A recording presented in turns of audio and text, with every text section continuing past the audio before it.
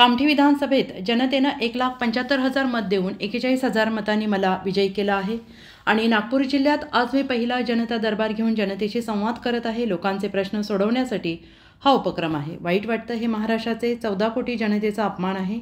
ज्या मतदारांनी मतं दिली त्या मतदारांचा अपमान आहे। महाविकास आघाडी जनतेचा अपमान करत आहे, जनतेवर अविश्वास दाखवत त्याचा अपमान करत आहे। जनतेने डबल इंजिन सरकारला मत दिलं आहे, सरकारच्या योजनांना मत दिलेलं आहे। आमचं सरकार उत्तम काम करू शकतं असा जनतेचा विश्वास आहे आणि म्हणून जनादेश मिळालेला आहे। जेव्हा लोकसभेत तुमचे एवढे खासदार निवडून आले तेव्हा ईव्हीएम कशी चांगली होती?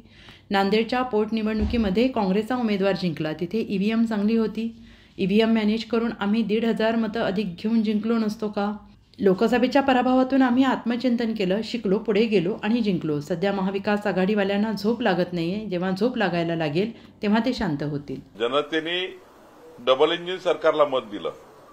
जनतेने महाराष्ट्रातल्या सरकारने ज्या अत्यंत महत्त्वाच्या योजना केल्या त्या योजनेला मत दिलंय आणि जनतेला विश्वास आहे की मोदींच्या नेतृत्वामध्ये महाराष्ट्राचं सरकार हे उत्तम काम करू शकतं म्हणून मतदान मिळालं आहे आणि म्हणून त्या ठिकाणी आमचा मोठा विजय झाला आहे। मी कालही सांगितलं की जेव्हा त्यांचे 33 खासदार निवडून आले, काँग्रेसचे, शरद पवारांचे आणि उद्धव ठाकरेचे 33 खासदार 4 महिन्यापूर्वी निवडून आले अपक्षावर पकडून।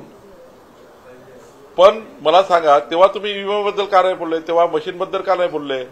तेव्हा मशीन चांगली होती जेव्हा तुमचे खासदार निवडून आले। तुमचा आता नांदेडमध्ये खासदार जिंकला काँग्रेसचा एक खासदार पोटनिवडणुकीमध्ये काँग्रेसचे जिंकले, आम्ही 1,500 मतांनी पराभूत झालो। मग तिथे ईव्हीएम चांगली होती, तिथे ईव्हीएम चांगली होती नांदेडमध्ये। नांदेड तुम्ही जिंकली ना 1,500 मतांनी, तिथे आम्ही हरलो 1,500 मतं। मग 1,500 मतं आम्हाला घेता आले असते ईव्हीएमला हे करून। खरंच तर हे खोटारडेपणा आहे, हारले आहे त्यांनी हार स्वीकारायला पाहिजे आणि आत्मचिंतन केलं पाहिजे।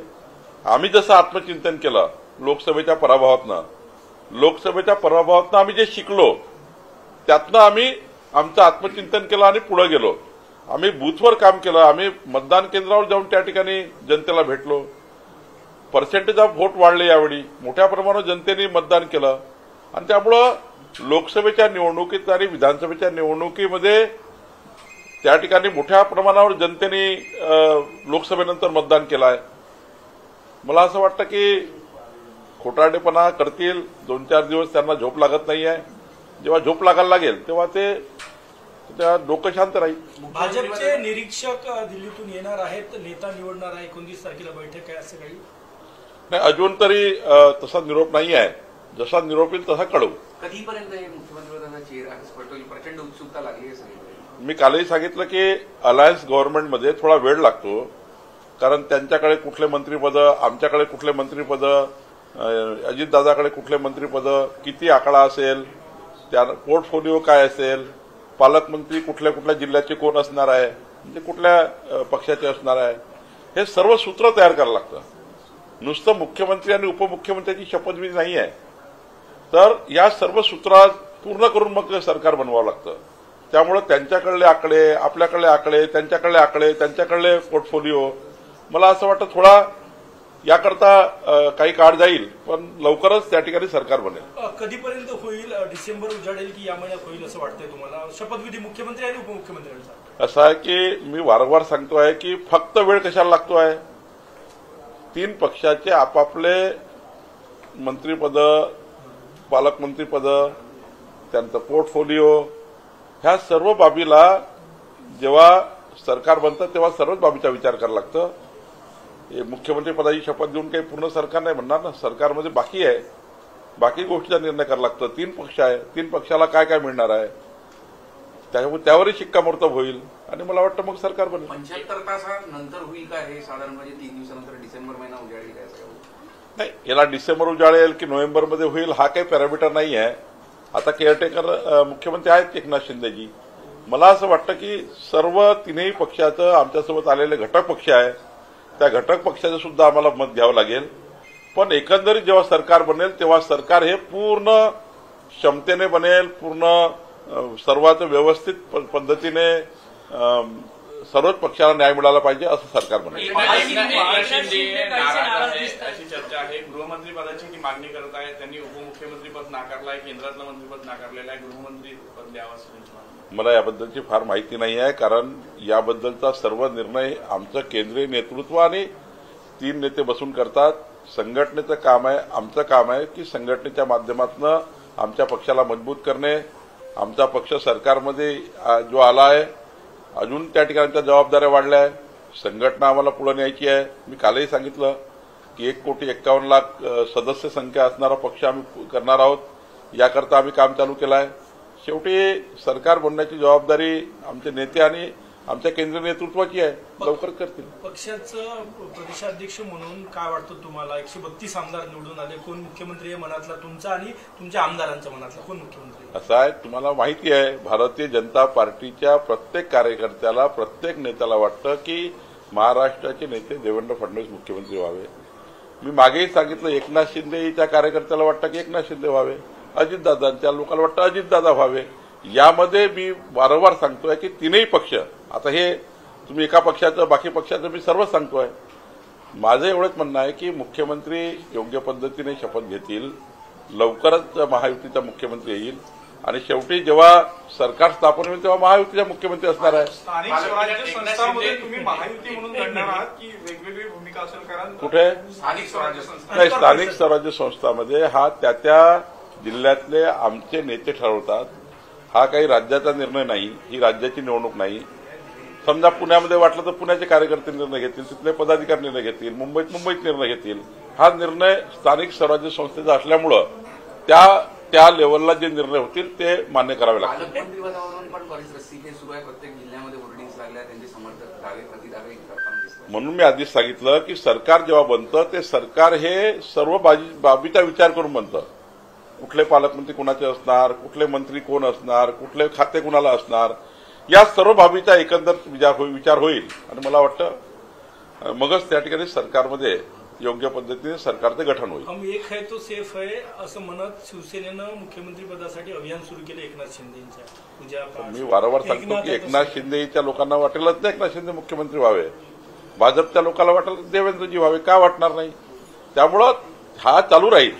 पण शेवटी एकनाथजी, देवेंद्रजी, अजितदादा आणि आमचं केंद्रीय नेतृत्व बसून याबद्दलचे योग्य निर्णय घेतील आणि योग्य निर्णय होईल. त्यामुळे तुम्ही फार काळजी करू नका. आमचं लवकरच सरकार येत आहे आणि विरोधकांनी काही काळजी करू नका. त्यांनी काळजी काय केली पाहिजे, म्हणजे खरी काळजी काँग्रेसनी काय केली पाहिजे, त्या ठिकाणी शरद पवारजींनी काय केली पाहिजे किंवा उद्धव ठाकरेंनी काय काळजी केली पाहिजे की त्यांचे 33 लक्ष मतं कमी झाले. म्हणजे 2,50,00,000 मतं लोकसभेला मिळाले महाविकास आघाडीला. आता 2,17,00,000 वर आले. का आले? 4 महिन्यात. का आले? कारण त्यांनी लोकसभेमध्ये खोटारडेपणा केला. मोदीजी संविधान बदलणार आहे असं खोटारडेपणा केला. लोकांना मत वाटलं की आता खोटारडेपणा आहे. आदिवासी समाजाला सांगितलं आरक्षण मोदीजी काढणार आहे. आदिवासी समाज पुन्हा आमच्याकडे परत आला. त्यांनी आम्हाला मत दिले. मागासवर्गीय, आदिवासी सर्व समाजांनी मत दिले. त्यामुळं खोटारडेपणा एकदाच चालला, खोटारडेपणा पुन्हा चालणार आहे. आम्ही खरे इमानदारीने काम करणारे लोक होतो म्हणून आम्ही 3,17,00,000 वर पोहोचलो. 2,48,00,000 आम्ही 3,17,00,000 वर गेलो. महाविकास आघाडी 2,50,00,000 2,17,00,000 आली. त्यामुळं हा परीक्षण हे असं करण्यापेक्षा, तोंडाच्या वाफा काढण्यापेक्षा महाविकास आघाडीचे नेते हे डांबरटपणे जे वागून राहिले की ईव्हीएम खराब आहे, डांबरटपणा आहे, अर्रावीपणा आहे. हा अर्रावीपणा, डांबरटपणा करण्यापेक्षा मतावर लक्ष दिलं पाहिजे. कुठं कमी झालो? नाना पटोले 206 वर का आले? तरी आत्मपरीक्षण केला त्यांनी. नाना पटोलेची जबाबदारी काय? राज्य सोडा, पहिले आपल्या मतदारसंघात कुठल्या गावात कमी आहो याची यादी बनवा आणि त्या गावात का कमी आहो जाऊन त्या गावामध्ये लोकांनी काय म्हणतात, तुम्हाला कशामुळे मत दिलेलं आहे त्यांच्याच गावात जा. त्यांना मतं जे कमी मिळाली त्या गावात गेलं पाहिजे त्यांनी आणि त्या गावात विचारलं पाहिजे की मला काय मत दिले.